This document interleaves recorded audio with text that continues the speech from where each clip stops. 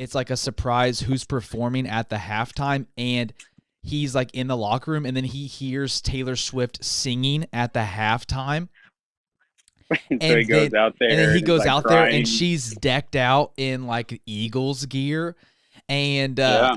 and then like her last song is this song called Mastermind, which I don't know. What do you know what that song is?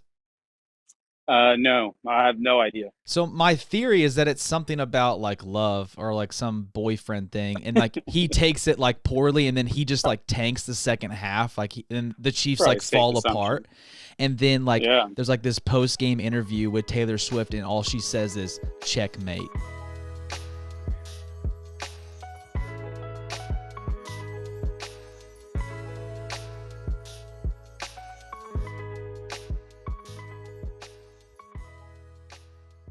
Cello, all you oddballs. What it do? What it do? We are back for another week of the Average Oddcast. Just a bunch of oddballs kicking it in the morning. What up? It's pretty fun, dude. Life is good. Life is good. I was sad yesterday. It was gray here, but the sun is out, and that's crazy what some vitamin D will do for you. Am I right? Come on. What is up, sun? Oh, sunny day. Bum, bum, bum. I'm mashing songs together today. Bum, bum, bum. It's great. Last week, last week was a big week, dude. Okay, so let me just say this. Like I do not think that I am not at the caliber of being a headlining comedian. That's not where I'm at yet in my journey. I'm a good host. I think I'm a good host. Well, I think I'm becoming a good host. Let's say that. This is from a book called The Definitive Guide to an Unpredictable Career in Comedy by Joe Randazzo. Got this from my local library. Shout out to local libraries and librarians. Shout out to Lucy Oltekin, keeping our world educated. And here's what it says, the hierarchy of comedians. So it defines the opener and the host. The opener is the first comedian to go up. Sometimes it's a very strong comedian who will get the audience going. Other times it is the comic with the least experience or name recognition. On very rare occasions, it is a talking dog or a puppet. And I do think I'm better than a talking dog or a puppet. It says the host, also known as the MC, the person introduces comedians and keeps the energy level high throughout the show. He or she usually does a set before the opener, goes on between all the acts and says goodbye before reminding audience about the email list sign up sheet at the back of the room.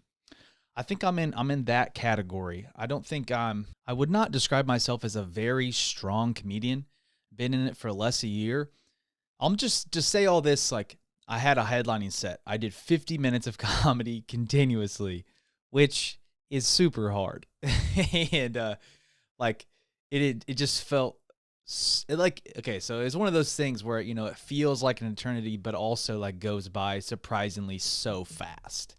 And I did have a lot of fun, but it was obvious that I like wasn't a headliner. And I asked some comedians. Some comedians said like, dude, you should not do this. Like, you are not ready.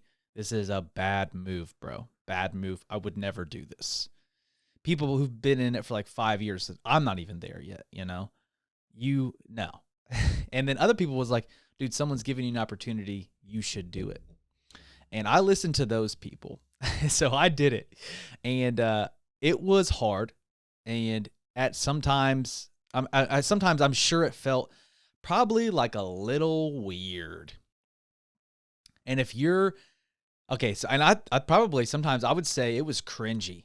I imagine there were stretches. I think in the middle of the act, I think felt a little cringe. Picked it back up with some of my best, well, at this level, my heavy hitters. I'm not putting these up against like the heavy hitters of all times, but like just for me at my level, heavy hitters, and it picked back up at the end a bit. The middle, a little cringe. Now, I had said if you join the Patreon, you can watch the full set. If you join the Patreon, you can vote on if there's enough votes, then I'll put it up to outweigh. And I get 5 votes. So I think I know what I'm going to – I might split them, but I think I know what I'm going to vote for. Anyways, but I had a ton of fun down in Pasco, Washington. I had some friends come out. Shout out to my friends who came out to support the Diaz family. They brought a table. That was awesome. My brother-in-law, Mikey Moran, came out with some guys from Cheney, even brought some folks from the Tri-Cities. And that felt awesome. You know, they probably have a perception of how good I am at comedy. And I bet you that perception is pretty accurate. So, and I appreciate their support coming out. There was some other, Luis Mendez, who is from Moses Lake, Washington. He was on the show. Billy was the feature. He's from the West Side as well. We got to hang out. We were both at the hotel that night at the Red Lion in Pasco. We hung out after the show and just talked comedy. Funny guy. Just a funny guy, dude. Yeah, man. What a goon. But I had a great time, and golly, it was just so thankful for the opportunity. The Grizzly Bar. I was mad humbled. That's for sure. Dude, recently they brought these trolls. They're all over. You can look up like troll map online, and they're all over the United States, but there's 5 of them in the Pacific Northwest, or the Sound area. It might be like there's one in Ballard, Seattle. There's one in Issaquah, Washington, which is like a suburb of Seattle. There's one in West Seattle. I think there's maybe 1 or 2 kind of like on those like islands west of Seattle. I can't remember which islands, but they're really cool. So Meg and I, we went troll hunting. We're going to put up a video of our troll hunting endeavors on the internet here pretty soon. So be on the lookout for that. I also forgot I had this video of whenever we were on our honeymoon, whenever I kayaked out to Chinaman's Hat and I hiked up this little nub coming out of the ocean. Real fun. I'm going to post that here in the next couple weeks too. So be on the lookout. We got some videos popping out. Pop. And but I want to start today by reading some comments from the last couple weeks episodes here. All right, so time for the comments. All right, this is the episode where we talked about the India moon mission, where they supposedly landed on the moon. Got a lot of flack for this one, not gonna lie. But we're having fun. In the video, or in the show, I compared India landing on the moon and kind of like the video of it, of comparing it to the guy in high school who said he dunked. And Seattle Comedy 206 commented on the video that he is still yet to achieve a dunk. And I told him, there is still time. Don't stop believing. And that goes for anything. Like if you wanted to dunk at some point in your life, you want to dunk today. He commented back to say the knees over toes guy got him hopeful. The knees over toe guy, you got to look him up. I don't know. He's about flexibility and jumping, about putting your knees over your toes, which I guess was at one point thought to be bad for you, but he's correcting that from his opinion. But man, I think, just let this be a moment where you put a stake in the ground, a flag on the moon moment, where you look back and you say, you know what? I haven't dunked yet. You know what? I haven't grown tomatoes yet. You know what? I haven't learned how to surf yet. I haven't learned how to read yet. If you don't know how to read, there's still time, buddy. Don't give up on your dreams. Keep trying to learn. Got some other comments on that episode. This is from Swifty. Swifty on the TikToks saying moon landing denial is so incomprehensibly. Whoa, dude, I got lost in that word. I feel stupid. It's so incomprehensibly stupid. I literally can't. Just get a telescope. You can see the stuff we left up there. And I responded, who can afford a telescope in this economy? You know what I'm saying? The budgets are tight. And then Christine Marie hops in on the conversation, say not even the Hubble could see what's left on the moon. No telescope can see anything left on the moon. Stop it. And at this point, I'm beginning to wonder, is Christine right? I've never tried to look at stuff on the moon. And Swifty comes back and he says you can use a telescope you can buy on Amazon. Now, he didn't say which one to buy on Amazon. So Swifty, I'm sure you're a big fan of this show. So I would like you to know, or I would like to know, you can email me at miketonyheath@gmail.com or drop a comment. Anyway, to get a hold of us, what's the cheapest telescope that we could buy on Amazon to do what you say is we can see the Apollo 11 shuttle and the shadows of the flag at certain times? That's incredible. I would love to see that. I would love to be proved wrong. Please. And this is there's no sense of wanting to debate you on the issue. I just want to know how much money would it cost me to get a telescope to see these things, because I would genuinely love to do it. Who wouldn't want to look up at the moon so precisely that you could see space junk, stuff that we left up there, stuff that we have littered the moon with? I would love to do that. Please let me know. Or if anybody's listening to this, what's the cheapest telescope I can buy off Amazon where I could look at stuff that's currently on the moon? Please let me know. We talked whenever we had Joey Mejia on the show. We talked about that one time I saw Starlink, Elon's internet stuff in the spacosphere, about how I thought it was UAP. And I was with my roommate at the time, Lucas Camacho, and he commented on the video saying he was there. It was aliens.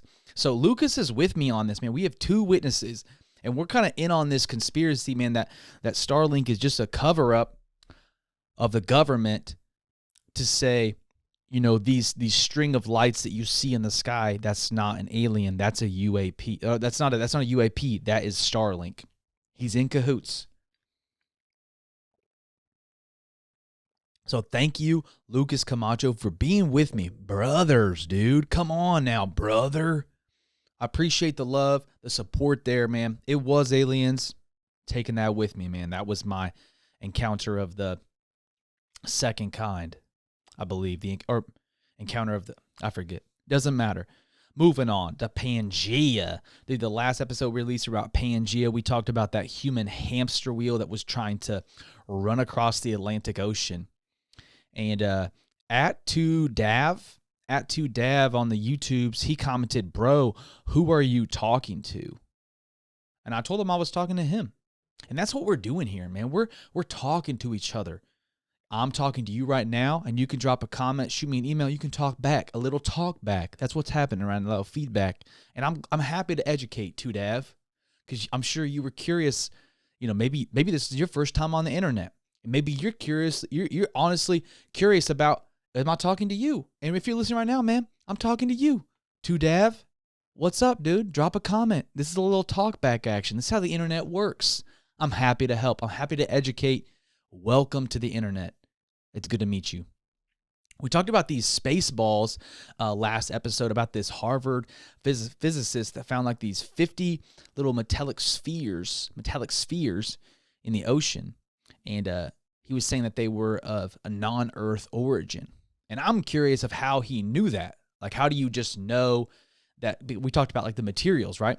And thank you, Cowboy11C, who let me know that it wasn't the essence, the material of the space balls that the scientists knew. It was because of their shape. Here's what Cowboy11C says. He said, you can tell that they are. He's just, had to do like the parentheses. They can tell they are of non-Earth origin because of the shape. Whenever they enter the atmosphere, it causes a telltale shape and bumps. He forgot the scientific term, but he's describing what happens whenever something enters our atmosphere. It gives it this shape and gives it bumps, I guess. And we talked about this theory that maybe these balls that went into the water were from that new Earth that they found. What was it? Planet T201-77B or whatever it is. Go back to last episodes. You can check it out. And Cowboy 11C let me know that he actually believes they're from planet Spaceball. Spaceball's the planet, if you will. And I believe what Cowboy 11C is referencing is actually the film Spaceballs, which is a parody film of Star Wars released, in the 80s, I think. If you haven't seen it, me and my wife tried to watch it actually recently. I was thinking about it since I talked about the Spaceballs. Like, oh yeah, that's a funny comedy film, and haven't seen it in a while. So I don't know how funny it is. Like, and I actually don't know if Cowboy 11C. This is the thing with the internet. I don't know Cowboy 11C. So, man, do you think Spaceballs the planet is real? This is a serious question, Cowboy 11C. I'm curious to know, are you making a joke? Because often I'm on here and I'm making jokes and people take me seriously. And oftentimes I'm being serious and people take it as a joke. People don't know if I'm being serious or being funny, and that breaks my heart sometimes. Sometimes I love it. Sometimes that's what I'm trying to do. And I'm wondering right now, Cowboy 11C, when you say actually, do you mean actually, or do you mean actually in like a figurative sense, like a sarcastic sense? Is that a sarcastic actually? Because usually whenever people insert that actually, like Oscar from The Office, I believe, would do it like, actually, this is what's happening. And they would drop a fact, Are you dropping a fact right now? Are you dropping a fact or a funny? Fact or funny? Ooh, that's a fun name. Fact or funny? Well, here's a fact for you. McDonald's, little weird world activity, they are getting rid of their soda dispensers.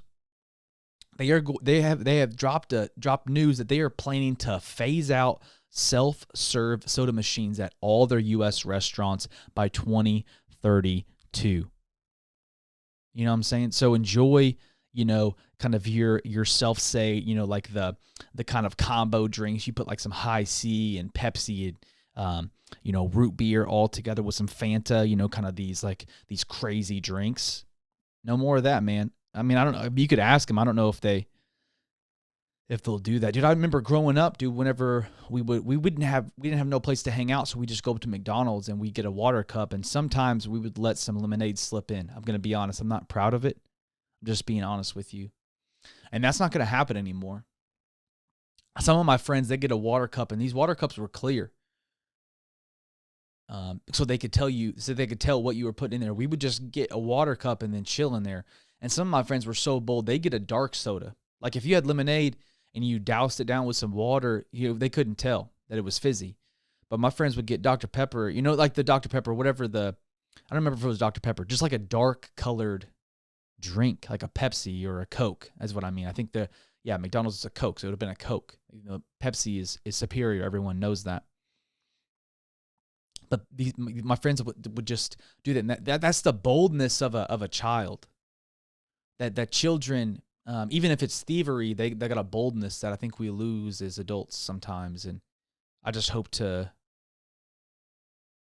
you are bold enough to speak out if this is something that you really disagree with.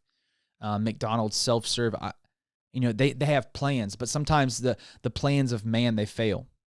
So I don't know if we could start something that would just be able to fix this. I would love to do that. Crazy other stuff that's happening at McDonald's, dude. What they're doing is that they're getting a hash brown and they're putting McFlurry in the middle. I got a little video of on Good Morning America or some like USA Today or something. I don't even know what this is. They're showing this right now. Hold on, ice cream sandwiches by filling 2 hash brown patties. They got like with 5 McDonald's of these bad boys McFlurry. right in front of them. Right, creator Kelly Arvan calls the concoction salty, crunchy, potatoey, sweet. So we've had team prepare it. So we got some people in fancy clothes eating McDonald's right now on like the nicest plate ever. McFlurry in between 2 hash browns. Looks like a stomach. Oh, he is spilling it all over this guy's $500 suit. Oh, you can't believe it. You gotta get that dry clean, man. Oh, no. Yeah. All right, Carson, your turn. You go. You try. Oh, he says it's very good. He took a bite of it. No, it's not. Hang on.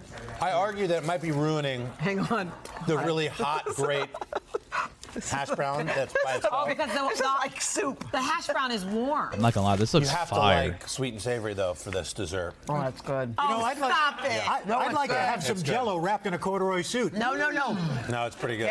Killer line, bro. Did you try it, Katie? It's pretty good. Salt and sweet. No. I like my You- salt and wait. sweet separate. Wait, you don't like peanut? You don't like M&Ms in your popcorn? I don't. I do not. I don't either, but I like If you this. want salty sweet, you go with a payday. This is ridiculous. Killer, dude. Stop it. Well, there you go. You don't have to do everything. Wow. Okay. Thanks for letting us know, man. You don't have to do everything. Man, that's a good word. I think we're about to get a caller on here. Let's see if we got him. All right. We're going to have a call here from a friend of the podcast, Jimmy Chuckles. And to talk about a Bible verse that I was reading this year, I'm going to get this week, this year. I guess I was also this year, but I was reading it yesterday and I wanted somebody else's take on it. And we're gonna talk about Travis Kelce and Taylor Swift, the rumor going around the internet. Are they dating? And is it all just a ploy to make the Chiefs lose the Super Bowl? Here we go. Here's a conversation with Jimmy Chuckles. Let's see here. Can we get him?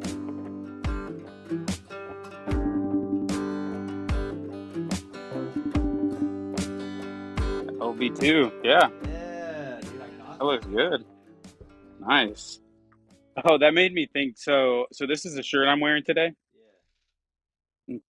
So this girl, so like these 3 girls got out of this van, or not out of this van, out of this vehicle, and I'm just sitting there. I'm working on my laptop, and this girl is kind of just standing. She's probably 6-7 feet away from me, just standing, staring at me, and she does this for probably 5 seconds, and then I had my AirPods in, so she looks at me and she goes, pull out your headphone, and I was like, okay, I wasn't even listening to anything at the time, but I was like, You just I'll had 'em pull in, this yeah. out just to show that that I'm listening, and she says,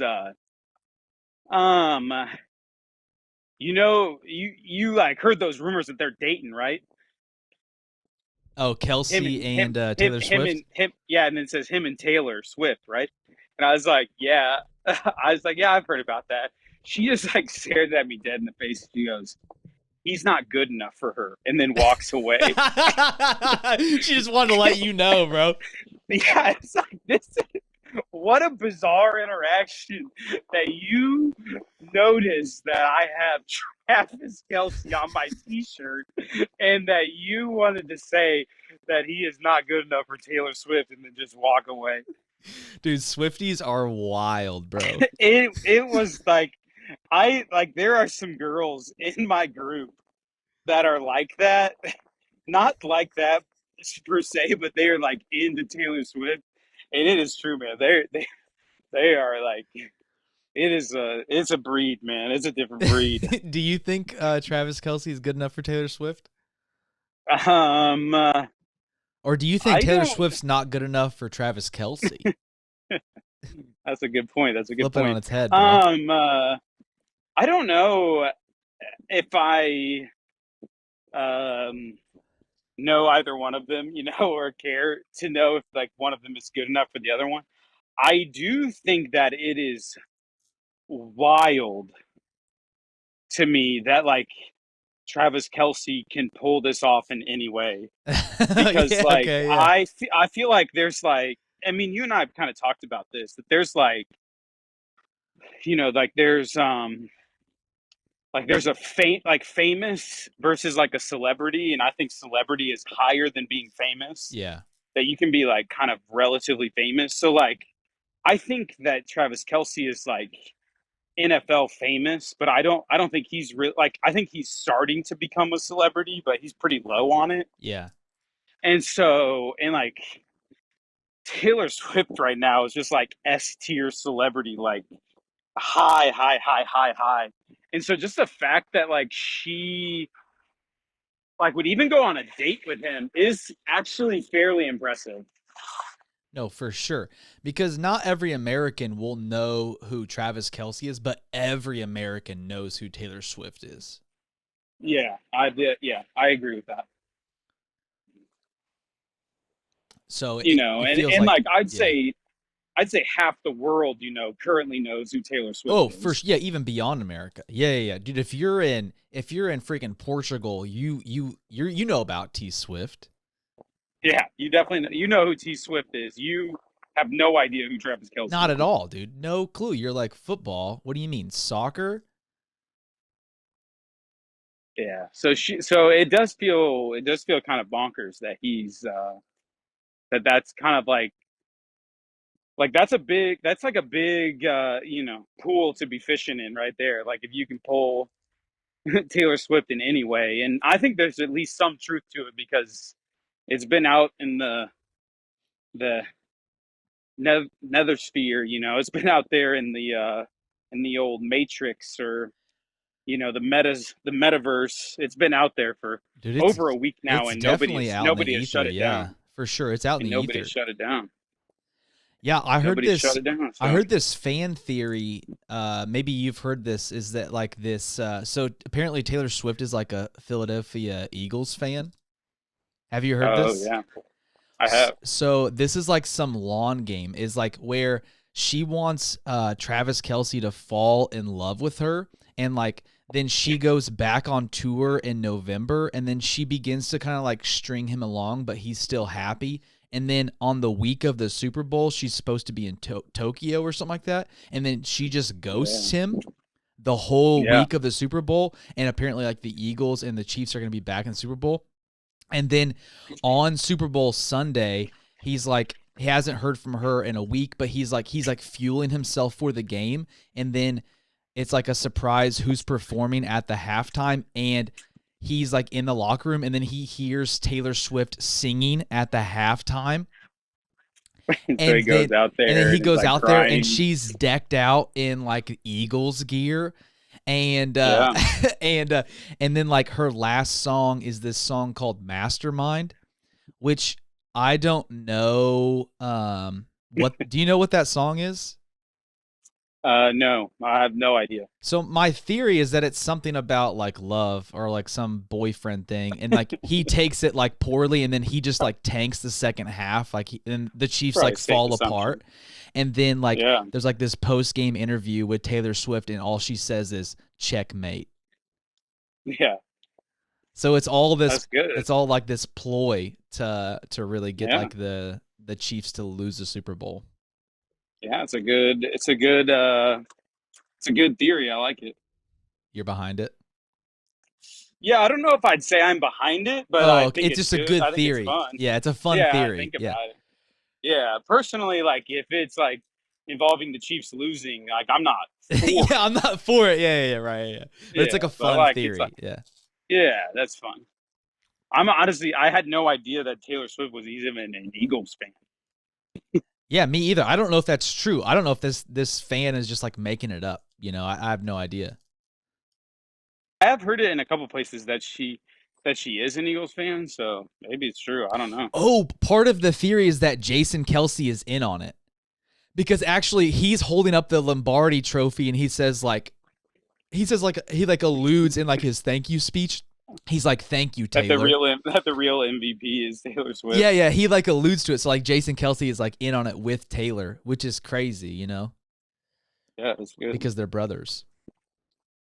So brotherly love only goes so far, like the Lombardi Well, trophy. and Philadelphia is the city of brotherly love. Oh, that's actually true. Yeah. Wow. He needs to stay true to his roots and not sabotage his own brother. But dude, can I read you a scripture and get your thoughts on it? Yeah.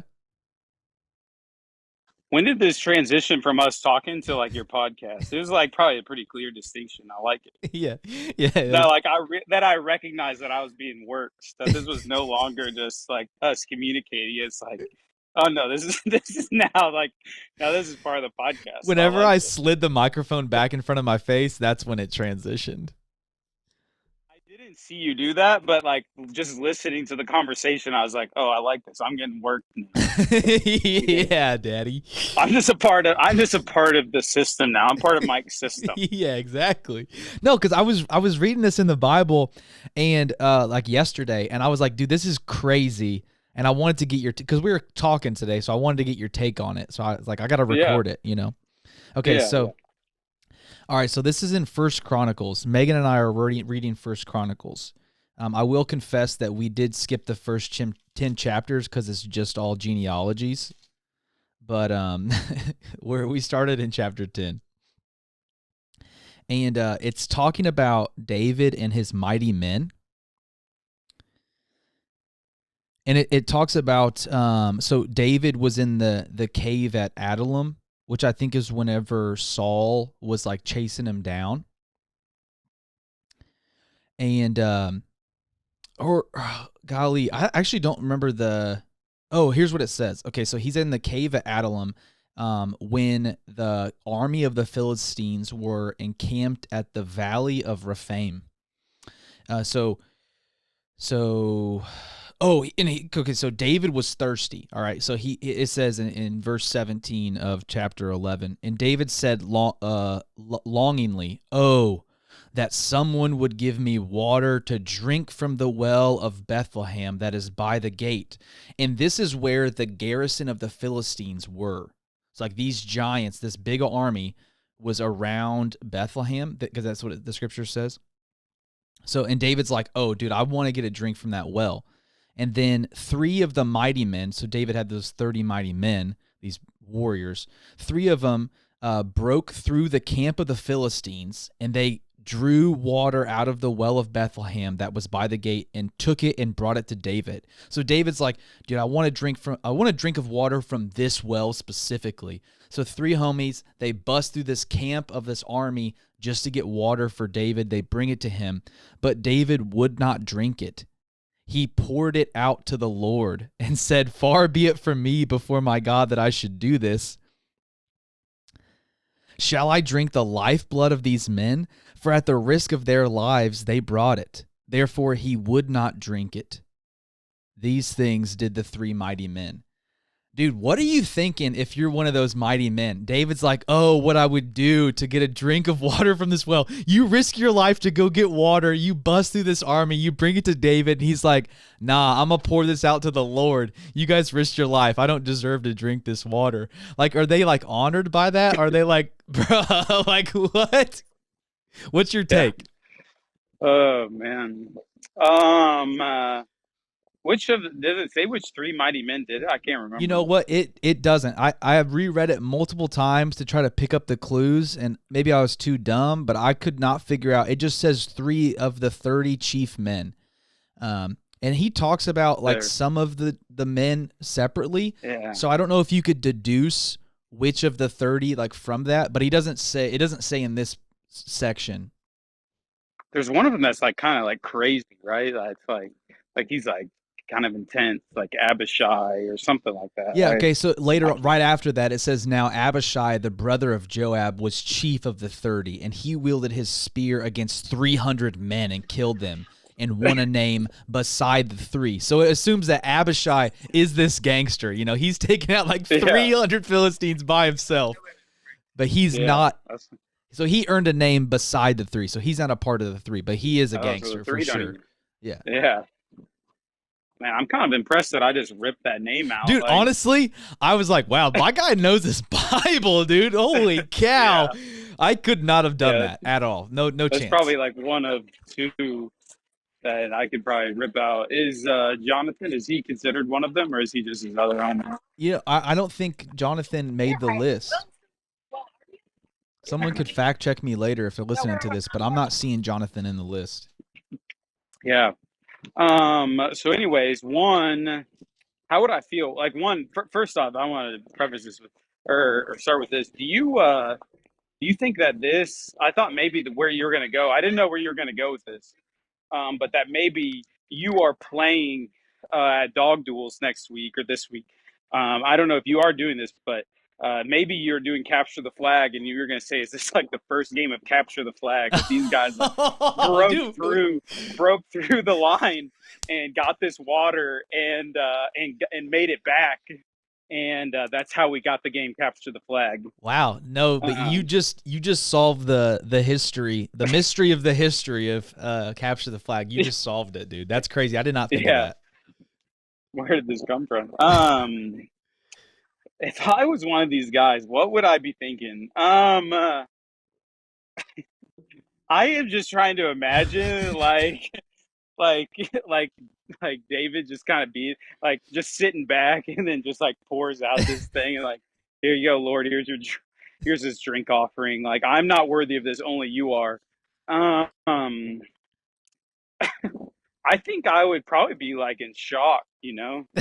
Like, what just happened? I don't like. I want to say that like my first response would be like, "Oh yeah, like man, like praise God," or like let's give this to God. But I think I'd probably be pissed. Yeah, yeah. Like you would want to be like, man, like that's so dope. Like we honor the Lord, but also you're like, I don't know. Is there another way we could honor the Lord with this? Like, could we just thank Him for it? You know, like for protecting us. Yeah, for real. Or like, yeah, or like, yeah. Is there a different way that we can, yeah, like really praise God for this? Is there like, I mean, like it's almost like, can you praise God on your own time? Like if you risk your life to do this, and pour it out, like, can you at least do that? Yeah. Sure, dude. Or like the next time like David gives you like just some sick gift, you're like, yeah, like dude, you're for like, sure. well, so I'm just not worthy of a gift such as this, so I'm just gonna toss this out. It kind of felt like, do you remember that time in The Office where Michael Scott, he bought the tickets to the concert from Holly? It was like during like the weight loss episode, and then she's like expecting that he bought the tickets from her because like some guy ghosted her, and then he's like, I'll buy the tickets, and she's totally expecting like he's gonna take her, and then he just rips him up in front of her and throws him down. Like, forget that guy. She's like, those were really expensive tickets. Yeah, that's good. I thought you were going with the iPod one, but yeah, that is probably more like where he buys that freaking iPod and everybody. Everybody for wants Ryan. the iPod. Yeah. Everybody wants it. And Pam gives away the really good gift or the really thoughtful gift for the iPod. That's good. Yeah, just rips him up in front of her. That's good. Well, thanks, man, for giving your take. I have one more question following up with this. Is dude, would you have drank it? Like you're thirsty, David. You're thirsty, and someone brings you some water from the well that you were hoping for. Like, if your honest take, like, do you think your first thought would be like, let me give this back to the Lord? Like, you just want to be honest. I wonder, like, would I drink it? I don't know, because like, like I imagine. So like, if it's this well, like, is it? I don't know. Is it considered? Is that like Jacob's well? Like, good question. So like it just the original says one. It just says the well of Bethlehem. I'll have Frankie look up if the well of Bethlehem the same thing as Jacob's well. I'm not sure, to be honest. Because like that being really symbolic of a way that the Lord has like provided for them. So like I wonder if this would be like, I don't know, like I'm trying to use like a modern day one that like somehow like, oh, there's something this isn't like a direct one-to-one, but it'd be like let's say you got me like an original mint condition Will Smith album with Big Willie style on it. Yeah. Or sorry, getting jiggy with it. Not Big Okay. Willie style. I think Big Willie style is what has getting jiggy with it on it.